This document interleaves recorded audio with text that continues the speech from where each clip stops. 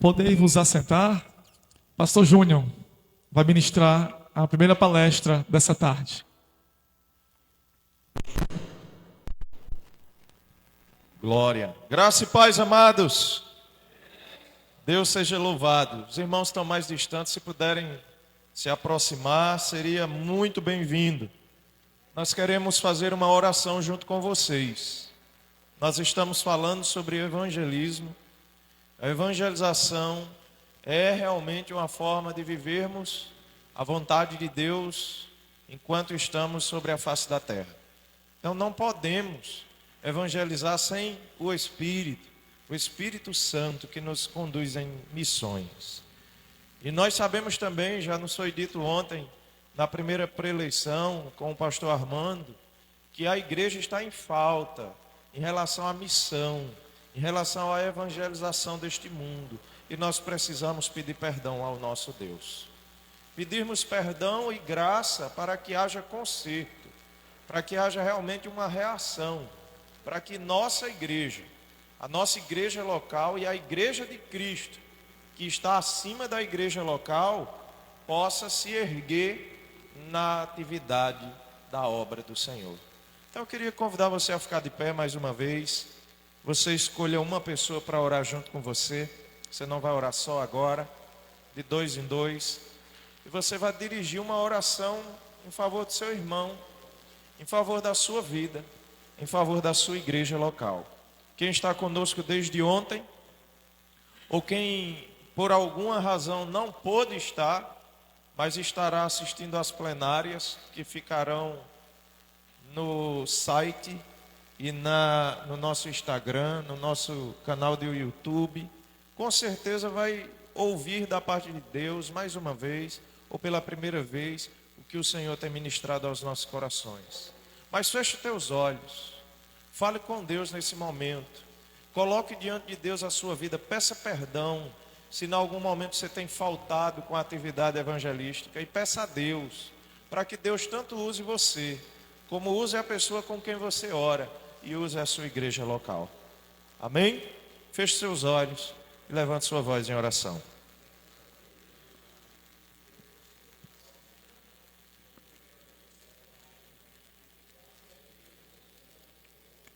Senhor, nós queremos orar ao Senhor, certo de que somos pecadores, e alguns desses pecados, ó Deus, são refletidos na obra do Senhor quando não cumprimos a missão que o Senhor nos deu. A negligência quanto à missão, quanto à evangelização. Às vezes achamos que estamos fazendo muito com a igreja e esquecemos que o Senhor espera de nós que haja um lugar de destaque na evangelização. Perdoa-nos, ó Deus, e visite os nossos corações, ainda esta tarde, ainda esta noite, que a palavra que o Senhor tem trazido, através dos teus servos, possa trazer aos nossos corações, possa ecoar em nossa consciência, possa transformar a nossa vida e modificar a nossa agenda, colocando como prioridade aquilo que verdadeiramente foi priorizado pelo Senhor. Que o Senhor, trazendo perdão para os nossos pecados, possa também trazer transformação. Que a nossa igreja local, a tua igreja, ó Deus universal, possa ser visitada pelo Senhor hoje, redirecionando as nossas vidas para cumprirmos a tua vontade, obedecendo às tuas sagradas escrituras, vivendo e evangelizando para a glória do teu nome. Ministra, Senhor, dai-nos sabedoria e entendimento do que nós podemos melhorar, do que nós podemos fazer e de como fazer para cumprirmos a missão do Senhor que nos foi dada para a glória do teu nome. Destrói a dureza do nosso coração e nos faz estar sensíveis à voz do Senhor. Essa é a nossa oração nesta tarde. No nome do nosso Senhor Jesus. Amém, povo de Deus? Louvado seja o nome do nosso Senhor. Evangelismo em pequenos grupos. Essa é a nossa temática de hoje. Ela inicia numa parte em que nós ministramos a palavra, expomos a palavra, pois a base de toda a pragmática da igreja tem que ser bíblica. Toda a prática, o exercício ministerial da igreja tem que ser baseado nas Sagradas Escrituras. Aquilo que não está na palavra, a gente tem que ter muito cuidado para querermos acrescentar na vida da igreja. Então nós temos aqui essa temática, nós temos uma ementa, logo no segundo slide, por favor, que tem e pretende analisar o texto de Mateus 28. Segundo slide, Levi, por favor. Glória a Deus. Nós vamos analisar um pouco o termo discípulos. Achei importante nós fazermos essa análise do termo. O que realmente Jesus tinha a falar sobre discípulo, fazer discípulos. Nossa realidade hoje está muito longa em tempos a julgar como era o significado do termo discípulos na época de Jesus e como realmente nós devemos resgatar esse sentido para os dias de hoje. Nós precisamos falar sobre aquilo que está relacionado ao termo discípulos. Todas as vezes que ele apareceu, e eu concentrei isso no Evangelho de Mateus, e quais são as ações discipuladoras de Jesus naquele momento presente do termo discípulos que estão nos versículos espalhados pelo Evangelho de Mateus. E nós, pode seguir, e nós estamos utilizando e verificaremos a nossa realidade, um método de evangelização que pretende aplicar o que nós concluirmos do que nós entendemos dessa exposição de Mateus e da exegese desse termo, discípulos, para que a gente possa tentar enquadrar a vida e a ação da igreja, criando um modelo possível de evangelização, passando em pequenos grupos e por amizade, para a nossa realidade da igreja local. Bem, é o que pretendemos, o tempo está estreito, mas nós queremos caminhar dentro dessa ementa aí, desses 5 pontos. Nós temos 4 perguntas que podem ser expostas de uma vez, na problematização, que são as seguintes: o que o Senhor Jesus queria dizer quando mandou a igreja fazer discípulos. A segunda pergunta é a forma que aplicamos o texto na nossa realidade. É realmente como Jesus pretendia que fizéssemos? Pode ser que a igreja nos 2000 anos tenha perdido o significado do que Jesus pretendia dizer à igreja em fazer discípulos. E a gente precisa tentar achar essa resposta, que sim ou que não. Como o discipulado deve ser aplicado na evangelização do mundo, é a terceira pergunta. E a quarta pergunta da problematização é se existe uma forma que poderíamos envolver a igreja local nesse tipo de evangelismo pretendido pelo Senhor Jesus, descrito no Evangelho de Mateus. Bem, a nossa análise primária ou a exposição do texto, eu preciso que antes de começarmos a falar, nós possamos ler. Então abra sua Bíblia, por favor, no Evangelho de Mateus, seu capítulo 28, nós vamos ler a partir do versículo 16. Eu preciso dizer a você que a missão da igreja de pregar o Evangelho de Cristo nos foi dada como uma comissão de Cristo, o Cristo ressurreto. Pode passar, Levi. E diante de tantas coisas que devemos fazer na igreja, na vida, nós temos que colocar como principal a atividade de evangelizar o mundo. As palavras do Senhor Jesus, elas foram destacadas ou tiveram destaques diferentes entre os 3 evangelhos sinóticos. Você vai analisar Marcos, que foi a pregação do pastor Ademar pela manhã. Pode passar, Levi, por favor. O foco do Marcos é a pregação. a pregação, a divulgação, preocupando-se com a extensão da divulgação da mensagem do Evangelho. O Evangelho de Marcos dá esse sentido na evangelização. Você vai para o Lucas e você acompanha o mesmo raciocínio em Atos. A palavra que está relacionada à evangelização do mundo está ligada especialmente com o testemunho. É você ser uma prova viva de que Jesus morreu, ressuscitou e pôde salvá-lo dos seus pecados, da condenação, lhe reconciliando com Deus. Já em Mateus, que é o nosso foco hoje, a forma como Mateus utiliza a prática e o exercício evangelístico está relacionado diretamente a esse termo, fazer discípulos. Discipulando. A evangelização em Mateus relaciona o exercício da missão na vida da igreja como um ato de discipular. Bem, vamos ler o texto. E aí agora eu quero que você tenha um pouco mais de atenção. E esse momento eu vou pausar um pouquinho a palestra e eu quero trazer uma palavra, pregação. Quando eu encerrar, eu vou logicamente voltar ao estilo de estudo. E se vocês quiserem perguntar, se vocês quiserem comentar, sintam-se livres. Levante a mão, eu vou conceder a parte a você assim que possível. Tente apenas ser objetivo por conta do tempo. Tá bom? Vamos ler. Os 11 discípulos partiram para a Galileia, para o monte que Jesus lhe tinha designado. Pode passar, viu, Mateus? Levi.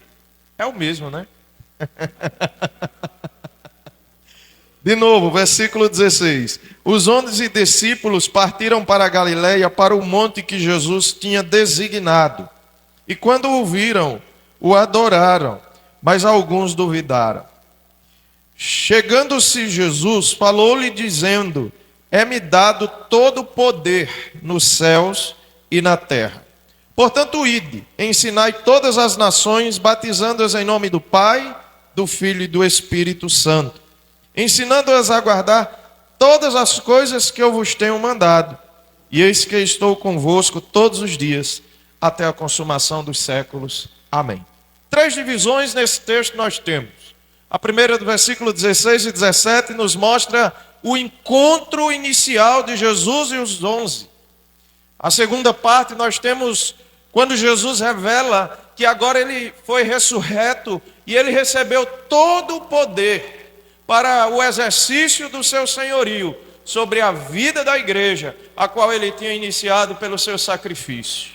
A terceira parte nós temos do versículo 19 ao 20, que é exatamente quando o Senhor comissiona a igreja, comissiona os discípulos e realmente nos dá a missão de fazer discípulos. Versículo 16 e 17, nós temos o momento do encontro de Jesus e os discípulos, e é impressionante você observar que eles seguiram em direção aonde o Senhor tinha mandado que eles fossem, para terem uma prova ainda mais real e que alcançasse todos os seus sentidos, a sua visão, a sua audição, e a partir daquele momento fosse comprovado que eles já tinham ouvido de alguns que já tinham visto ressuscitar, já tinham visto ressuscitado, e tinha dado a eles essa ordenança de encontrá-lo sobre o monte da Galileia. Sim, os discípulos estavam traumatizados. Sim, os discípulos estavam amedrontados. Mas sim, os discípulos tinham ainda em seus corações a esperança de que aquela mensagem, que aquele que eles tinham visto morrendo na cruz do Calvário, tinham visto aquela impressionante e traumática circunstância que foi retratada como espetáculo. Eles ainda tinham a esperança daquela mensagem que as irmãs foram ungir, foram prestar as últimas homenagens, um funeral realmente digno ao Mestre, e que o viram e que ouviram de um anjo que ele tinha vencido a morte, que ele tinha ressuscitado e que esperavam encontrá-los na região da Galileia, verdadeiramente fosse verdade. Eles saíram traumatizados, amedrontados, com a sua alma sangrando, com os seus olhos chorando, mas eles atenderam ao chamado do nosso Senhor, foram até a Galileia, e assim que eles viram o Cristo glorificado, eles não tiveram nenhuma ação, mas apenas uma reação de prostrados, adorarem aquele que vive, aquele que reina, que apesar de ter se apresentado a eles como Cordeiro, irmãos, que tira o pecado do mundo, agora estava diante deles como o leão da tribo de Judá, aquele que vive, aquele que reina e que está sentado acima de todas as coisas. Mas nada que impediu de sua humanidade se manifestar, porque apesar de eles estarem vendo o Senhor e estarem prostrados o adorando, mas os seus corações ainda estavam carregados de dúvidas, estavam carregados de inconstâncias e incertezas. Aquela ferida que foi aberta desde o momento do Getsemane, aonde o Senhor começa a derramar a sua alma, entregando-se para o sacrifício expiatório de todo aquele que crê, e estava começando, irmãos, a ser sarado quando viram o Senhor, mas ainda havia muito de sua humanidade dizendo: será? Eles duvidavam. Mesmo eles adorando, os seus corações ainda eram inconstantes, o seu ânimo ainda era dobre. A segunda parte do texto nos mostra que Jesus, apesar de ter percebido a incredulidade deles, o evangelista Mateus, curiosamente, não deu a atenção que o evangelista Marcos deu da correção de Jesus diante da sua incredulidade. Mas o Mateus, ele nos revelou uma coisa extremamente importante, que seria útil e que faria a ponte para a comissão dos últimos 2 versículos. Pois no versículo 18, o Senhor se apresenta como o Senhor glorificado, como o Rei dos céus, como o Deus da glória, o Pai da eternidade, o Príncipe da paz. Pois ele chega para os seus discípulos e diz: eu recebi todo o poder nos céus e na terra. Para nós, irmãos, o poder está muito relacionado ao que nós presenciamos com sinais. Mas o que o Senhor Jesus estava declarando com esse termo, eu recebi o poder, que no original está falando de dínamos, que lá depois de 7 séculos deu origem à palavra dinamite, aqui tem um sentido totalmente diferente. Pois aqui nesse momento histórico, contextual, o Senhor Jesus estava lembrando das conquistas de todas as falanges romanas, que regidas pelo seu poderoso general, abalado com todas as suas armas aos seus adversários e inimigos, poderia chegar para seus centuriões, amados até os dentes, dizendo para eles: nós chegamos aqui e nós temos o poder de vencer os nossos adversários e estabelecer o Império Romano. Nós temos o poder de conquistar os nossos inimigos, de despojá-los e desbaratá-los, e a partir de agora erguermos o Império Romano, expandindo sobre todos os nossos adversários, sobre todos os bárbaros, impondo agora a nossa cultura, trazendo para eles o nosso Deus homem, o César. Jesus estava dizendo para os discípulos: na verdade eu preciso que vocês saibam, eu tenho o poder, aonde eu chegar, eu chegarei com o meu reino, eu estabelecerei o meu reino, não há nada que resiste àquilo que Deus colocou em minhas mãos, e quer seja na terra, quer seja no céu, eu tenho o poder de dominar. Não há resistência para aquilo que Jesus tem. Terceiro e última parte do texto, pode passar? É a missão que Deus deu aos discípulos, o versículo 19 e 20. O Senhor Jesus, ele não trouxe um compêndio detalhado acerca da missão. O que Jesus pretendia era que a igreja entendesse a sua missão é proclamar o evangelho, é levar o evangelho, quer seja pregando, quer seja testemunhando, quer seja discipulando e ensinando. A igreja precisa pregar o evangelho.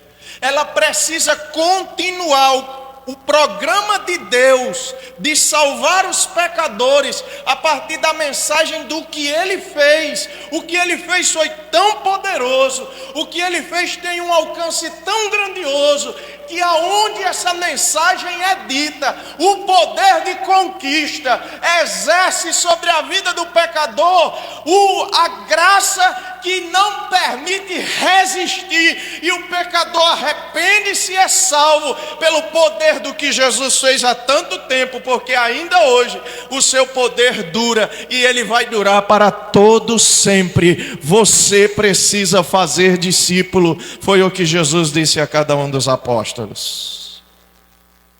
Bem, eu não tenho como me estender muito, gostaria, mas eu quero a partir de agora analisar um pouco sobre o termo discípulos. E agora eu volto, vou deixar de expor, de pregar e volto para a palestra. Nós temos, irmãos, que analisar o termo discípulos, porque é difícil a gente encontrar na nossa realidade uma forma de desenvolver o que Jesus esperava, que é a mesma coisa que nós fazemos ainda hoje. O termo discípulo ele é tão único que, apesar de nós termos possibilidade de interpretação na nossa linguagem, mas ele cada vez mais tem perdido o seu significado original. Existem três das palavras mais comuns utilizadas na Bíblia, que é traduzido como discípulos. Três. Temos pouquíssimas vezes no Antigo Testamento, na linguagem hebraica, e nós temos a maior parte delas concentrada no Novo Testamento, principalmente entre Mateus e Atos. Nós temos essa palavra no original, três variações, três variantes, ou três palavras irmãs. Dentre elas, a primeira, a tradução mais aproximada que nós poderíamos encontrar, traz o sentido de aprendiz, de pupilo, de aluno, de discípulo. Perceba que o discípulo se confunde no significado original da palavra.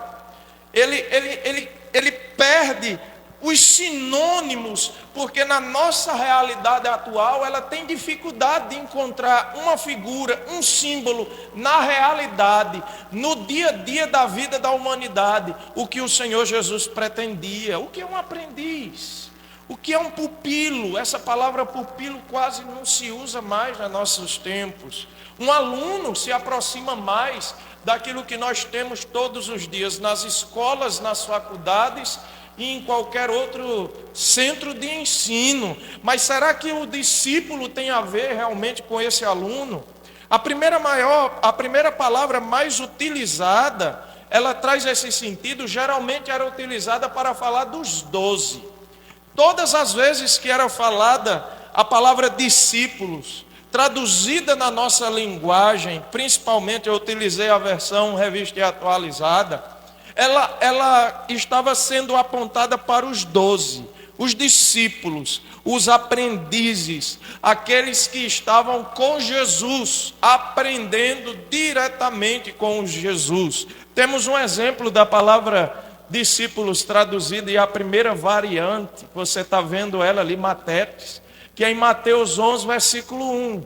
Tendo acabado Jesus de dar instruções aos seus 12 discípulos, partiu dali a ensinar e a pregar nas cidades da região. A segunda palavra, irmãos, que era utilizada para a tradução da palavra discípulo, ela estava relacionada exatamente no texto que nós utilizamos para expor a nossa proposta de discipulado. É fazer discípulo, é tornar discípulo. Se a primeira, quando foi traduzido de discípulo, estava relacionada aos 12, ou estava relacionada aos discípulos produzidos pela igreja em Atos, a segunda palavra está relacionada ao ato de Jesus ou da igreja fazer discípulos, produzir discípulos. É a fabricação desse tipo de pessoa que o Senhor esperava que existisse no meio da igreja. Portanto, ide, olha o exemplo, fazei discípulo de todas as nações. A terceira variável que nós temos dessa palavra discípulos, ela é menos comum, você acha ela poucas vezes, são os condiscípulos. É até ruim de traduzir essa palavra, mas você ver ela em algumas das versões que nós temos, ela traz o sentido de companheiros entre os discípulos. É aqueles que são discípulos junto comigo, ou eu sou condiscípulo junto com eles. Essas são as três variáveis, e nós encontramos algumas observações. Por exemplo, nós temos 229 ocorrências dessas variáveis, que é traduzido na nossa versão revista e atualizada pela palavra discípulos. E elas estão concentradas em 30% no evangelho de quem? Vocês estão vendo ali? Só em Mateus. Nós temos 30% delas. Logo, o Mateus teve o seu evangelho, em mais do que em qualquer um dos livros dos outros evangelhos e em Atos, o cuidado de descrever o processo de discipulado. Todas as vezes, dentro dessas 30% das ocorrências, 30% de 229, você tem aí cerca de 67 palavras, ou em 67 versículos de todos os 28 capítulos de Mateus, Jesus colocando no coração do Mateus, do apóstolo Mateus, essa direção, quando o utilizou para falar da sua obra, do seu sacrifício, do seu ressuscitar ao terceiro dia. Ele desejava trabalhar na vida daqueles que iriam receber o seu evangelho, a necessidade deles perceberem como Jesus realmente lidou com o processo do discipulado. Então, como é que a gente consegue entender, de fato e de verdade, o que Jesus queria dizer lá em Mateus 28, versículo 19, quando mandou a igreja fazer discípulo? Para você saber responder essa pergunta, você precisa analisar o que é que Mateus tinha em mente em todo o seu livro. Todas as vezes que o Senhor Jesus estava com os discípulos e foi descrito pelo evangelista Mateus, nós vemos ali uma forma do discipulado de Jesus que deve ser aplicado na vida e na realidade da igreja, dentre todos os séculos até a nossa realidade atual, de tal maneira que nós participemos da evangelização do mundo como Jesus pretendia, para que a glória de Deus seja revelada e a igreja cumpra o seu verdadeiro papel. A igreja pode desenvolver várias formas de discipulado, mas se ela não conseguir se enquadrar aos princípios lançados no Evangelho de Mateus, ela está criando, como o pastor Ademar utilizou essa palavra hoje pela manhã, está adulterando aquilo que pretendia o nosso Senhor. Então eu vou mostrar para vocês algumas dessas ocorrências, e eu vou dar alguns destaques a partir de agora, onde alguns versículos nos foi dado, para a gente entender o que Jesus estava fazendo com os discípulos nesta passagem. E nós podemos chegar a algumas conclusões lá na frente, e percebermos que o discipulado de Jesus era baseado nisso. Bem, o que eu acho bom quando você faz uma exegese, é que é uma técnica reproduzível, replicável, e vai dar no mesmo resultado, ou o resultado aproximado. você utilizando a exegese gramatical, histórica, contextual do texto, utilizando realmente como deve ser, como foi utilizado da reforma e os principais até hoje, você vai chegar no resultado parecido do meu. Pode até melhorar, pode ser até mais fino do que o meu, mas você vai chegar mais ou menos aonde a gente vai chegar juntos. Então eu quero mostrar para vocês aqui nesse slide 3 ocorrências. Não dá para a gente ver uma por uma, porque eu já disse, né? Você já sabe, relógio é inimigo nosso. Mas começando com a de Mateus 5, 1 e 2, você vê que quando Jesus estava no processo de discipulado, Jesus estava ensinando os princípios básicos do reino. Há realmente o exercício do ensino, quando Jesus estava discipulando.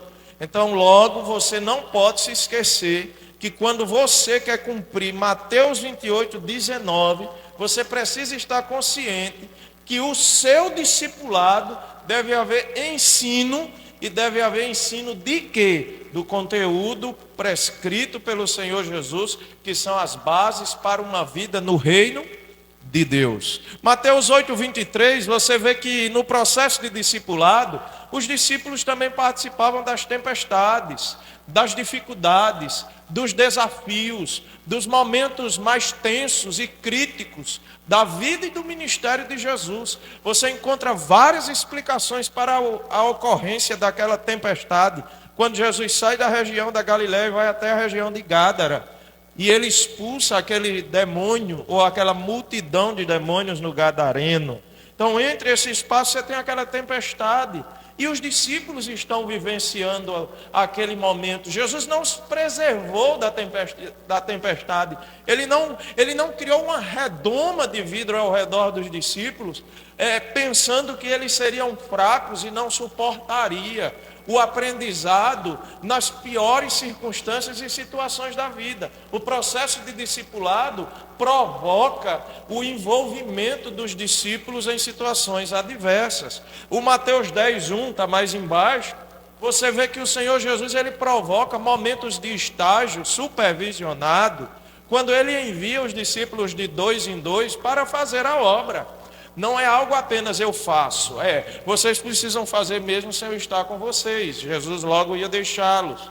É o início do seu ministério aqui em Mateus 10 era, mas Jesus já sabia, ele iria para a cruz, e se acontecer, os discípulos tinham que aprender a executar a missão, e a missão envolvia também a pregação do evangelho, a expansão da mensagem do evangelismo, que é Jesus veio, Jesus deu a sua vida, Jesus morre, Jesus ressuscita, e se você crer arrependido, você será salvo. Bem, é um resumo possível para a mensagem do evangelismo. Jesus dá poder, Jesus dá liberdade, faça, vocês vão, e eu vou depois ouvir um relatório de prestação de contas. O propósito do discipulado também envolve como você, ao ouvir o meu ensinamento, você vai reagir àquilo que você tem ouvido a partir de mim. E depois que você fizer, preste conta para que a gente ajuste, para que a gente alinhe, porque o texto tinha isso. Os discípulos ficaram empolgadíssimos, sabe por quê? Porque eles expulsavam demônios em nome de Jesus. Qual foi a resposta de Jesus? Realmente eu vi Satanás caindo do céu, como um raio. Ele foi destruído, ele foi destronado. Mas Jesus disse assim: não se alegrem por conta disso. Mas antes, porque o nome de vocês está escrito no livro da vida. Passando o slide, eu dou alguns destaques nesse segundo slide. Veja que a gente está dando só alguns destaques. O Mateus 14, 15, está vendo ali? O Mateus 14, 15... nós vemos aquele primeiro momento que Jesus tem uma multidão faminta ouvindo seus ensinamentos, e Jesus dá a eles uma missão impossível. Qual era a missão? Dê a eles de comer, alimente a multidão. Então nós temos ali um desafio que Jesus gerando também nos discípulos e provocando em seus corações a seguinte ideia: como meus discípulos, vocês precisam fazer o bem às pessoas com quem você convive. O amor, ele é demonstrado através de atos de amor, tentando suprir a necessidade do seu próximo. Discipulado. Agora veja, é uma missão tão grande, porque era uma multidão. Alguém estima que vai ter cerca de 20 mil pessoas ali ouvindo Jesus. E os discípulos tinham quantos pães? Os discípulos tinham quantos pães? Quantos peixes? Então assim, você tem pouco recurso para fazer uma obra tão grande, mas você precisa fazer. Jesus desafia você a pensar no impossível. Mateus 15, 23, no processo de discipulado, o Senhor abre espaço para os discípulos darem as suas opiniões, mesmo estando errados. Os discípulos, a maior parte das vezes que opinaram quanto às questões do reino de Deus, eles estavam equivocados. Por quê? Porque eles estavam no processo de discipulado.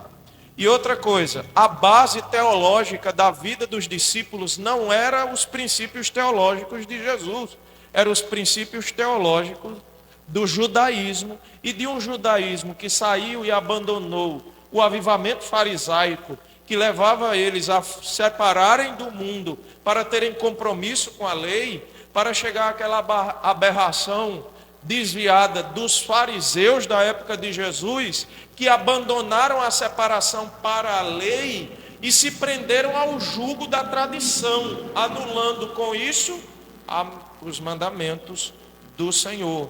Eles davam suas opiniões, mas eles eram ensinados e prontamente direcionados ao caminho certo.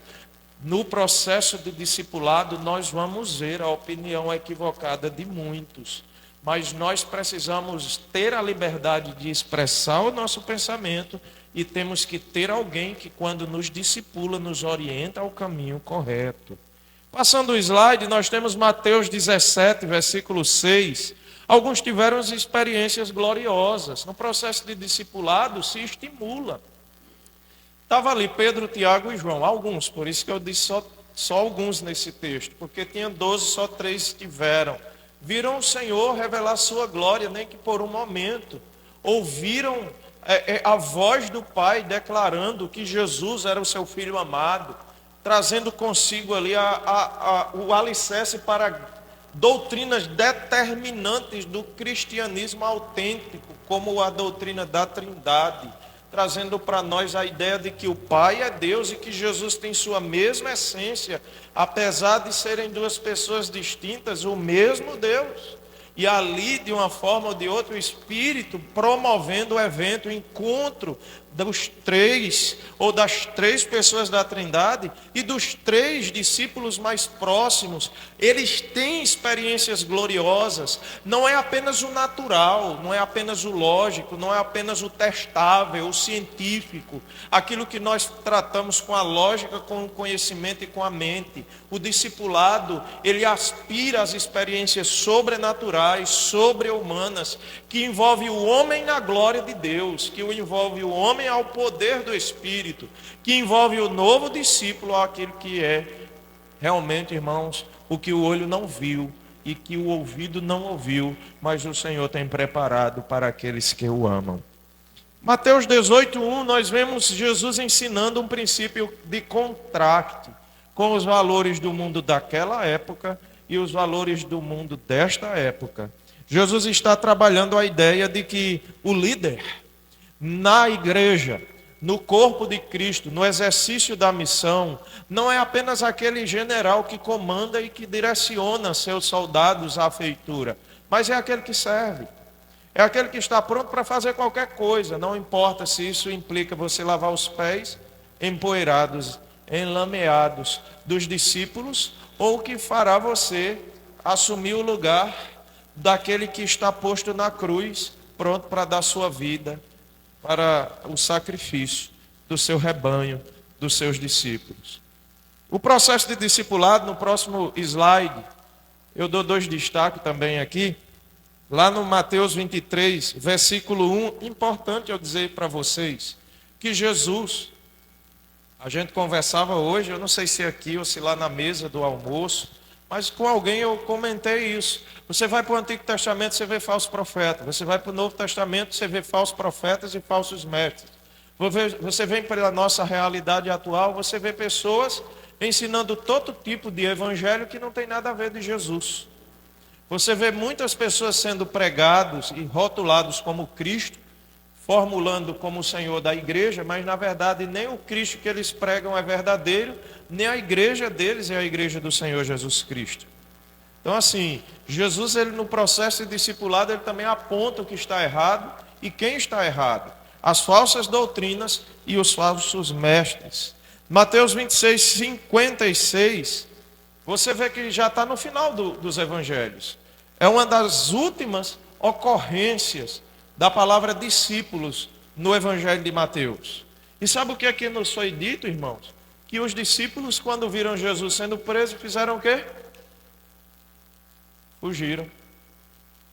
Jesus, o Senhor, o Mestre, o Deus encarnado, produziu discípulos durante 3 anos e eles ainda não estavam formados.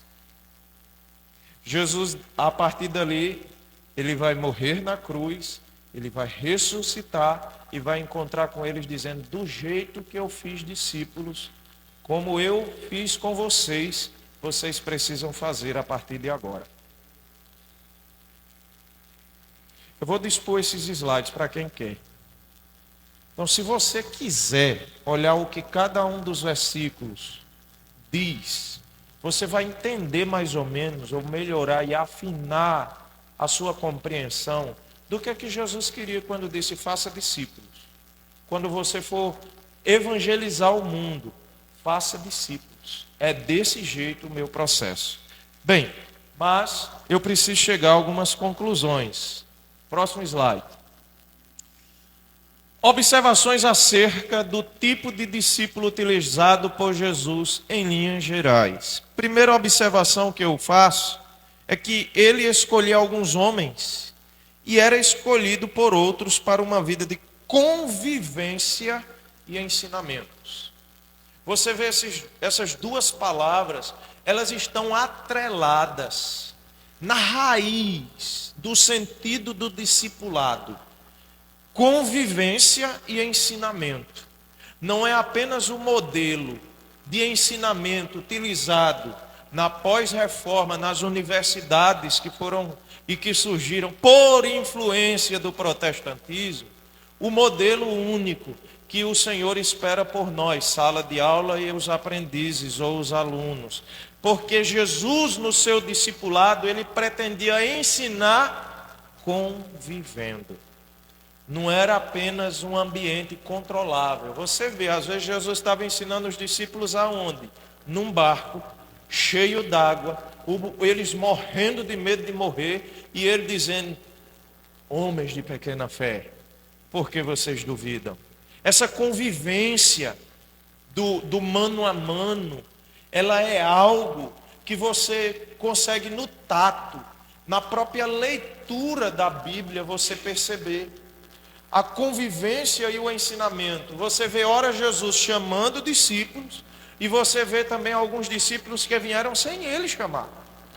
Diz o livro de Atos, e se eu não me engano é a carta de 2 Coríntios, eu não vou arriscar agora dizer se é a primeira ou a segunda, Paulo diz que naquele momento que Jesus sobe aos céus, nós tínhamos 400 servos de Deus, já crentes. Então não era só os 12. Haviam 400. Os 70 que desistiram dele em João, os 70 não, os 58, ou possivelmente 60, o abandonaram. Talvez alguns deles retornaram, ou outros mais. Quando eles vão escolher um apóstolo para substituir Judas, você vê 2 que estiveram com eles durante toda a vida do Senhor Jesus Cristo. Então você percebe que alguns desses discípulos eram escolhidos a dedo, fruto de oração. Ele passou a madrugada orando, depois ele chega e diz, eu quero você, e assim foram os 12. Mas você tinha aí, para completar os 400, um número muito maior de homens que o seguiam, fora as mulheres que também o seguiram, por exemplo, a Maria, e a Maria Madalena que foi ter foi ungir, foi celebrar a morte de Jesus no túmulo. E você tem muitas outras mulheres que o serviam de uma maneira particular. Porém, todos eles, de alguma forma, estavam recebendo os ensinamentos e estavam o quê? Convivendo com o Senhor Jesus. Segunda observação, o ensino de Jesus, ele se dava em qualquer lugar. O maior sermão de todos, ou a coletânea de sermãos que nós temos nos evangelhos de Jesus, estão concentrados do 5 ao 7, que nós sabemos que é o sermão de quê? Do monte. Jesus prega seu principal ensinamento, o maior de todos, no monte, no barco, em casa, na ceia, em qualquer hora. Era praticamente informal. Jesus não tinha a formalidade dos nossos dias.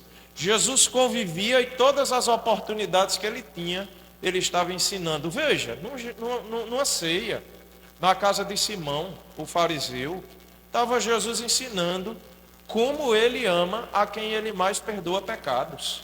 Aquela mulher pecadora, estava sendo alvo do amor de Deus, pois ela, por muito pecar, ela perdoada pelo Senhor, ela ouve do Mestre que os seus pecados foram perdoados e que a sua fé tinha salvado ela. Então veja, isso é informalíssimo. Ninguém iria programar um momento como aquele, mas Jesus utilizou ele para promover o discipulado. A variável mais importante, isso aqui eu dou destaque, é a convivência. A mais importante.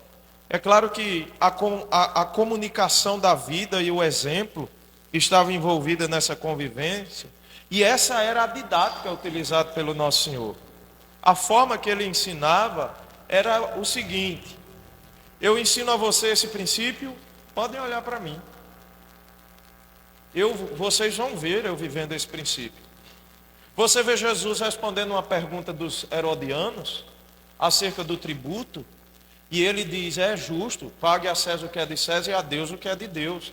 Quando você vê Jesus entrando numa cidade junto com Pedro e o cara cobrando um imposto ilegal, porque Jesus não deveria pagar, o que é que Jesus diz? Para não criar problema, vai lá, joga o anzol, pescou o peixe, toma aqui, está na barriga do peixe, toma. Então assim, Jesus pagava imposto, Jesus prova que ele pagava imposto. Você vê o Senhor Jesus demonstrando em todos os evangelhos que o seu ensino era um ensino exemplar. E você só tem como promover esse ensino se você conviver.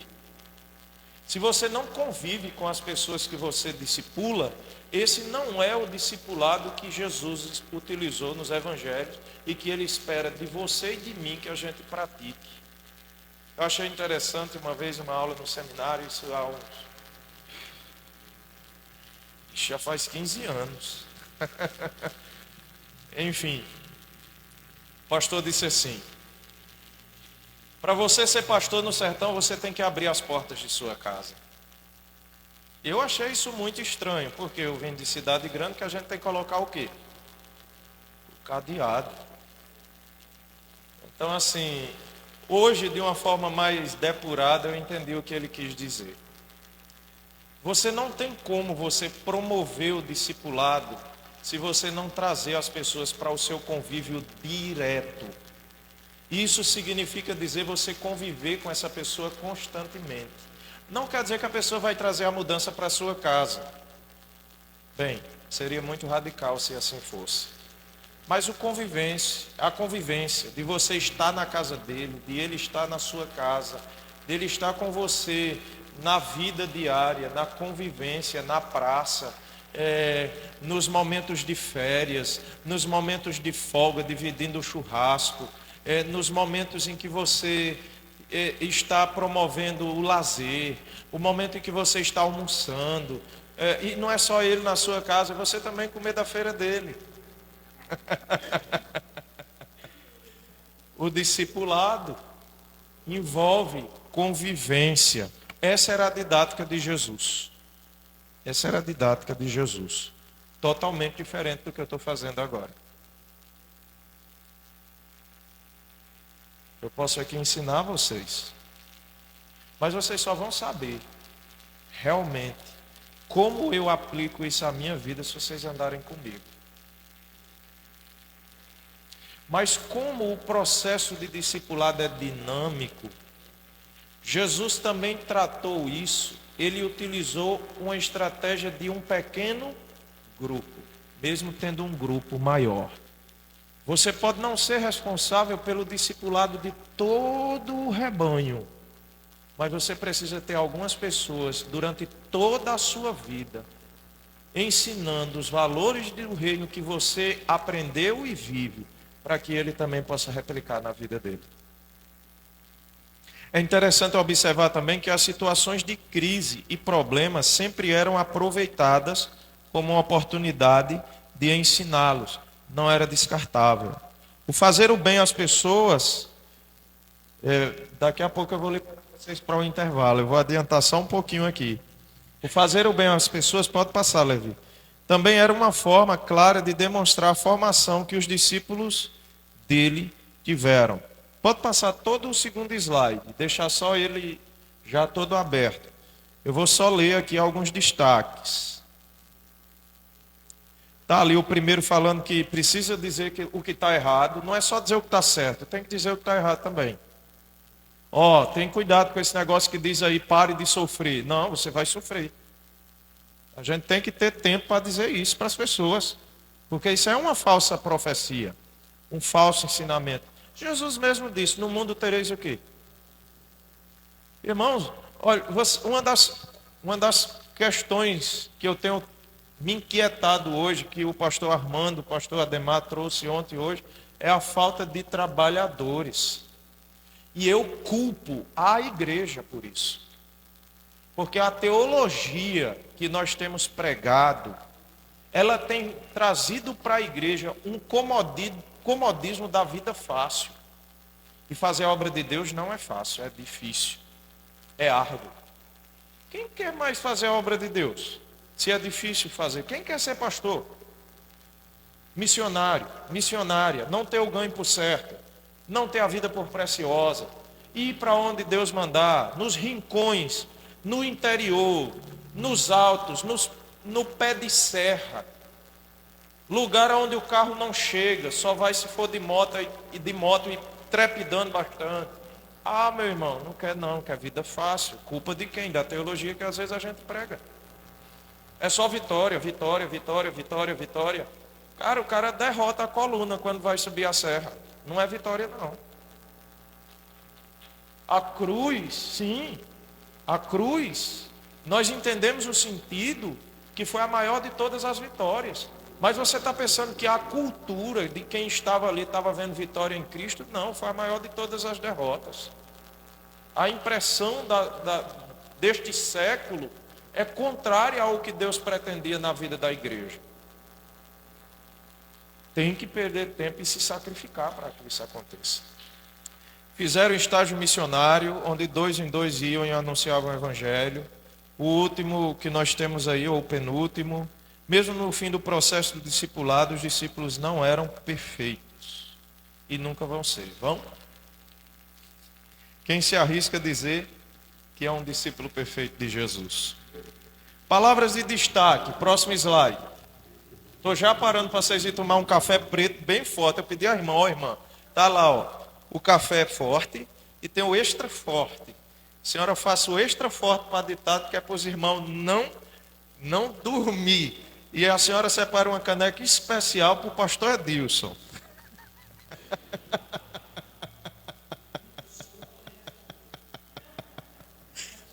Palavras de destaque: convivência e ensinamento, experiências naturais e espirituais, aprendizagem na prática em qualquer situação e advertência ao falso ensino. Próximo e último slide para intervalo. Bem, como aplicar essa análise ao evangelismo na realidade da igreja local? Existem várias formas. Porém, eu vou trazer uma forma para vocês que é baseado nesse livro, O Pastor Evangelista, Pregador, Modelo, Mobilizador para o Crescimento da Igreja. Também, quem quiser, eu tenho ele em PDF. E livro excelente. Você poderá ter, só precisa me pedir, passar seu contato que eu envio. Certo? O modelo de pequenos grupos e por amizades. Você evangeliza discipulando, fazendo como Jesus fez, assim. É uma forma. Só existe essa? Não. Mas eu preciso trazer uma solução para o problema.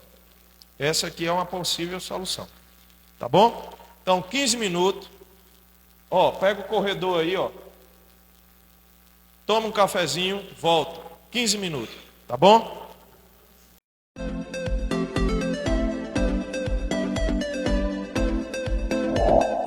Olá, graça e paz. Conheça agora o novo site da CBN Paraíba. Aqui você fica por dentro de tudo que está acontecendo em nossa convenção e ainda tem acesso a downloads de documentos importantes.